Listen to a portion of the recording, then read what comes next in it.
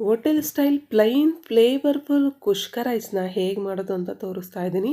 Non veg gravy ಹಾಗೂ ಫ್ರೈಗಳಿಗೆ ತುಂಬ ರುಚಿಯಾಗಿರುತ್ತೆ. 2 ಟೊಮೆಟೊ 2 ಈರುಳ್ಳಿ ಇದ್ದರೆ ಸಾಕು ಇದು ಮಾಡೋದಕ್ಕೆ.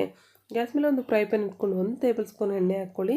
1 ಇಂಚು ಚಕ್ಕೆ, 5 ಲವಂಗ, 3 ಏಲಕ್ಕಿ, ಅರ್ಧ ಸ್ಪೂನು ಜೀರಿಗೆ, 1 ಇಂಚು ಶುಂಠಿ, 10 ಬೆಳ್ಳುಳ್ಳಿ, 1 ಈರುಳ್ಳಿ ಹಾಕಿ 2 ನಿಮಿಷ ಫ್ರೈ ಮಾಡ್ಕೋಬೇಕು. ಆನಂತರ 1 ಟೊಮೆಟೊ ಹಾಕಿ ಟೊಮೆಟೊ ಮೆತ್ತಗಾಗೋವರೆಗೂ ಫ್ರೈ ಮಾಡಿ. ಈಗ ಸ್ವಲ್ಪ ಕೊತ್ತಂಬರಿ ಸೊಪ್ಪು, ಸ್ವಲ್ಪ ಪುದೀನ ಹಾಕಿ ಹಸಿ ವಾಸನೆ ಹೋಗೋವರೆಗೂ ಫ್ರೈ ಮಾಡಿ. ಗ್ಯಾಸ್ ಫ್ಲೇಮ್ ಆಫ್ ಮಾಡಿ ತಣ್ಣಗಾಗೋದಕ್ಕೆ ಬಿಡಿ. ಆನಂತರ ಒಂದು ಮಿಕ್ಸಿ ಜಾರಲ್ಲಿ ಹಾಕಿ ನುಣ್ಣಗೆ ಗ್ರೈಂಡ್ ಮಾಡ್ಕೋಬೇಕು. ಗ್ಯಾಸ್ ಮೇಲೆ ಒಂದು ಕುಕ್ಕರ್ ಇಟ್ಕೊಂಡು 2 ಟೇಬಲ್ ಸ್ಪೂನ್ ಎಣ್ಣೆ ಹಾಕಿ ಅರ್ಧ ಸ್ಪೂನು ಜೀರಿಗೆ, 1 ಇಂಚು ಚಕ್ಕೆ, 4 ಲವಂಗ, 1 ದೊಡ್ಡ ಏಲಕ್ಕಿ, 2 ಚಿಕ್ಕ ಏಲಕ್ಕಿ, 1 ಸ್ಟಾರ್ ಅನೀಸು, 1 ಮರಾಠಿ ಮಗ್ಗು, ಜಾಪತ್ರೆ, ಕಲ್ಲುವು ಹಾಗೆ ಪಲಾವ್ ಎಲೆ ಹಾಕಿ ಇದು ಸಹ 30 ಸೆಕೆಂಡ್ ಫ್ರೈ ಮಾಡಿ. 1 ಈರುಳ್ಳಿ ಹಾಕಿ ಈರುಳ್ಳಿ ಬ್ರೌನ್ ಕಲರ್ ಬರೋವರೆಗೂ ಫ್ರೈ ಮಾಡಿ. ಆನಂತರ 1 ಟೊಮೆಟೊ ಹಾಕಿ ಟೊಮೆಟೊ ಮೆತ್ತಗಾಗೋವರೆಗೂ ಫ್ರೈ ಮಾಡಿ. ಅರ್ಧ ಸ್ಪೂನು ಅರಿಶಿಣ ಪುಡಿ ಹಾಕಿ ಈಗ ಮಿಕ್ಸಿಯಲ್ಲಿ ಗ್ರೈಂಡ್ ಮಾಡಿರುವಂಥ ಮಸಾಲ ಪೇಸ್ಟ್ ಹಾಕಿ ಹಸಿ ವಾಸನೆ ಹೋಗಿ ಆಯಿಲ್ ಸಪ್ರೇಟ್ ಆಗೋವರೆಗೂ ಫ್ರೈ ಮಾಡಿ. ಆನಂತರ ಈಗ ಗ್ಯಾಸ್ ಫ್ಲೇಮ್ನ ಲೋ ಫ್ಲೇಮ್ಗೆ ಟರ್ನ್ ಮಾಡ್ಕೊಳ್ಳಿ.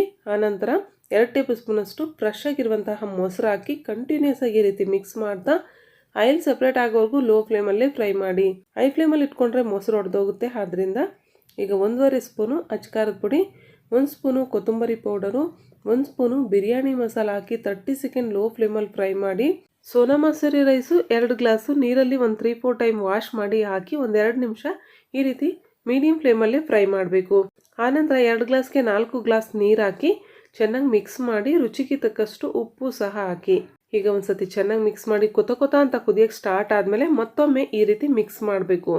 ಆನಂತರ ಮುಚ್ಚಳ ಮುಚ್ಚಿ 2 ವಿಸಿಲ್ ಹಾಕ್ಸ್ಕೊಳ್ಳಿ. 2 ವಿಸಿಲ್ ಆದಮೇಲೆ ಕಂಪ್ಲೀಟಾಗಿ ಪ್ರೆಷರ್ ಎಲ್ಲ ಹೋದ್ಮೇಲೆ ಒಂದು 10 ಮಿನಿಟ್ ಆದಮೇಲೆ ನಿಧಾನಕ್ಕೆ ಈ ರೀತಿ ಮಿಕ್ಸ್ ಮಾಡಿ ಸ್ವಲ್ಪ ಕೊತ್ತಂಬರಿ ಸೊಪ್ಪನ್ನು ಹಾಕಿ ಮಿಕ್ಸ್ ಮಾಡಿ. ಪಾತ್ರೆಯ ತಳಭಾಗದಲ್ಲೂ ಸಹ ಸ್ವಲ್ಪನೂ ಸೀದೋಗಿಲ್ಲ ನೋಡಿ.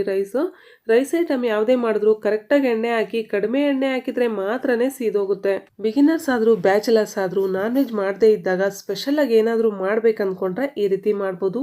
ಸಡನ್ ಆಗಿ ಮನೆಗೆ ಗೆಸ್ಟ್ ಬಂದಾಗಾದ್ರೂ ಇಲ್ಲ ತರಕಾರಿ ಏನೂ ಇಲ್ಲ ಏನು ಮಾಡಬೇಕು ಅಂತ ತೋಚಿಲ್ಲ ಅಂದರೂ ಇದನ್ನ ಮಾಡ್ಬೋದು. ಎಕ್ಸಲೆಂಟ್ ರೆಸಿಪಿ, ಸೂಪರ್ ಟೇಸ್ಟಿಯಾಗಿರುತ್ತೆ. ಟ್ರೈ ಮಾಡಿ. ವಿಡಿಯೋ ಇಷ್ಟ ಆದರೆ ಲೈಕ್ ಮಾಡಿ, ಶೇರ್ ಮಾಡಿ. ನನ್ನ ವಿಡಿಯೋಸ್ ಇಷ್ಟ ಆದರೆ ಸಬ್ಸ್ಕ್ರೈಬ್ ಮಾಡ್ಕೊಳ್ಳಿ.